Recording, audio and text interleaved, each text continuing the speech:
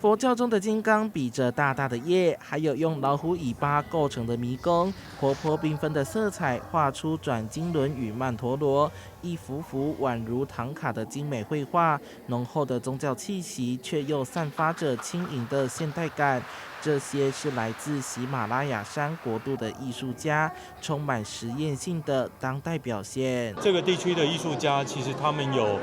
因为藏传佛教所发展出来的独特的宇宙观，可是呢，在面对这个全球化的一个变迁，无论社会或文化上面的一个改变，还有很多的艺术家他们也有旅外的一个经验，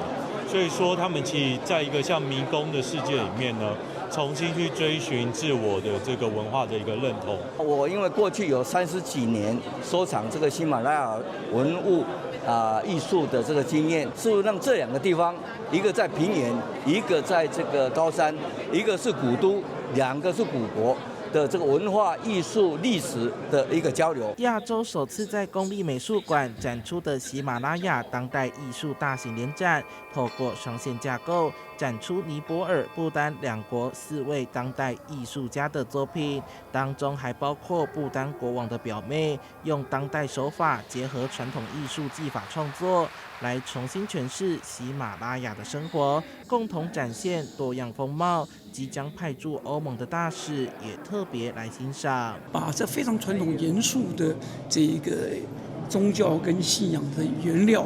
我想跟他们到西方留学过有关系。他把它现代化，他把它两极化，所以给你一种非常我觉得很清新的感觉。观众如同穿行在宇宙迷宫之间，除了感受视觉上的冲击，也能近距离探索遥远地域的文化魅力。记者周怀谈的报道。